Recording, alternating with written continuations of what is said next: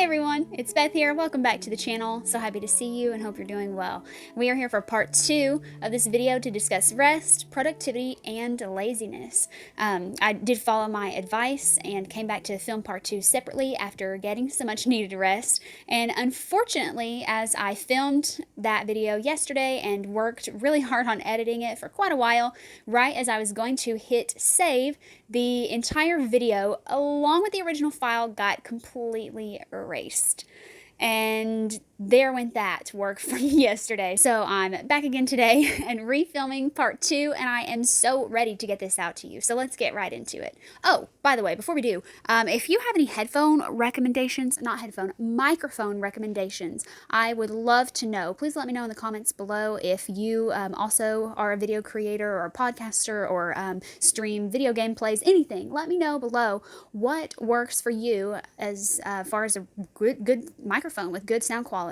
I'm really in the search for that. I got something today that didn't really quite work out, and so I am on the hunt for something that is going to be of quality but yet is affordable. So again, recommendations, let me know below. All right, let's get into it. You're lazy if you rest. The strong don't need rest. You haven't done anything productive today. What a waste. Our society runs on this corporate and career focus and is really driven on this accomplishment or achievement mentality.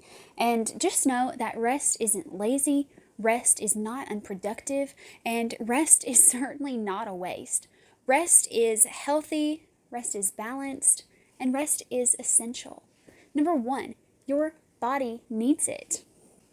Think of the physical strain on your muscles, on your systems, on your bones, your joints, your organs from the constant use and exertion that you put on them just during your waking hours, what they are required to do to keep you functioning on a day-to-day basis. Let your body relax and get caught up and get that rest that it needs.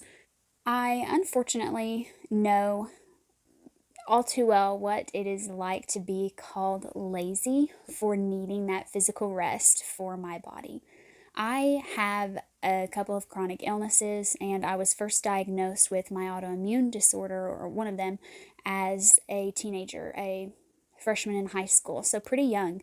And the symptoms that I was experiencing at the time necessitated that I go see a specialist to try to figure out what in the world's going on, how do I relieve this, and what's causing it. When I went to see this new rheumatologist, I was called a lazy teenager, of all things, for not being able to get out of bed due to the physical pain I was experiencing. Me, a hardworking, driven, focused, and determined young lady, I was called just a lazy teenager when I explained how I was waking up crying and just in such severe pain in my muscles and joints that I was not able to get up and actually move out of my bed. When I explained that I had these fevers that went along with that for no reason, that just ate up my entire body in flames, when my joints ached and my muscles stung with such severity that I wished I could get up and go about a normal day, but that was not a possibility. So, a lazy teenager. Like I chose to not be able to make my body function properly, to get out of the bed, to get up and go to my job that I cared a lot about, to continue going to school and working hard at something that was helping me accomplish my goals and my dreams. Like I chose that because I was just lazy. That mentality is disgusting, it is vile, and it exists outside of that realm too, of just from professionals. That's something that even people that we know in our day-to-day lives, people we might even consider friends or acquaintances, that's a mentality they can also adopt, and it is so toxic. So rest, or giving your body what it needs, is not lazy. Your body needs it, and when your body is telling you what it needs, please listen to it. Give it what it needs, give it the rest it needs. Secondly, your mind needs it. I'm about to guide you through yet another brain-powered task, so hold on. Think about all you do on a daily basis that requires your brain to filter through and to process choices, decisions, opinions, ideas, information, thoughts, emotions, dreams. Your mind does a lot and deserves a quality time of decompression from the daily demands and stresses of your life. Whether it's listening to some of my favorite music that I know helps ground me, whether it's watching some episodes of one of my favorite comfort shows, whether it's getting outside and immersing myself in nature, or even whether it's just snuggling up with the cats and taking a nice, long, and much needed nap, my mind needs some space sometimes to clear itself. And yours does too. So let's give it that. Your mind needs rest. Thirdly, your future needs it. Burnout doesn't just exist in the career setting, and you running on fumes helps neither you nor anyone else around you. It really can actively lead to making things worse in your life and having adverse effects on you and your circumstances, your life, both in the short term and in the long term. I lived my childhood, teenage, and many young adult years with this driving factor of success and of personal pride. With that came pushing my body through days with high amounts of stress, minuscule amounts of sleep, an unhealthy diet, and feeding a caffeine addiction all along the way. While I was obviously providing my body with a highly inadequate amount of rest, I was also further fueling negative health factors and allowing an opportunity for more flare ups of my already present health conditions. Me constantly chugging coffee definitely continued to exacerbate my already severe GI symptoms, which are still progressing in severity even today, at many years after I cut that habit. And it would have continued to do so anyway. But again, me doing those behaviors that was not treating my body well at the time and not giving it the rest it needed certainly did not help reverse any of those things.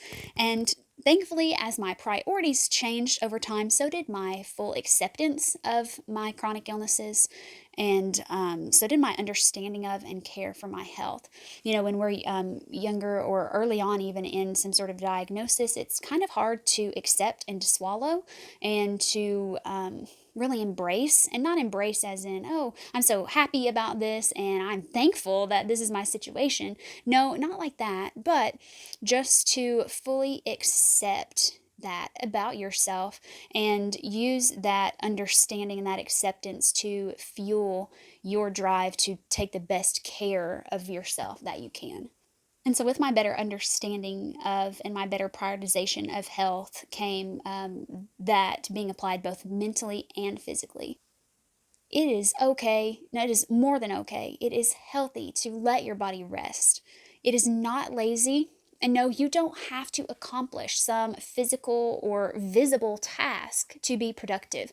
Some of my most productive days are when I'm able to sleep in as late as my body needs. I'm able to get up at my own pace, take a long, refreshing shower, fix a wholesome and enjoyable breakfast, take a slower pace to be able to read, to journal, to think, to spend some time in my mind, to watch things that I enjoy, to be outside, to take a nap, to spend time with the cats. Those days are my most productive ones, truly. So you don't have to have some sort of physical token or evidence for something you have done that day for it to be productive. While we get feedback from so many sides, angles, and perspectives and voices on what rest is or isn't, or whether it is acceptable or not, or to what degree you should continue to push yourself, just keep in mind that rest is not lazy, rest is not unproductive, and rest is healthy, it's essential, it's balanced. Give you what you need. And while you're doing that, remember to enjoy it. Thanks for being here for part 2. I look forward to seeing you soon. Have a great one. Love to all. See you in the next video. Oh, and if you don't already, you can follow me on Instagram. I'm going to put my handle in the description below, and it's also on the end screen slide. All right, see you soon.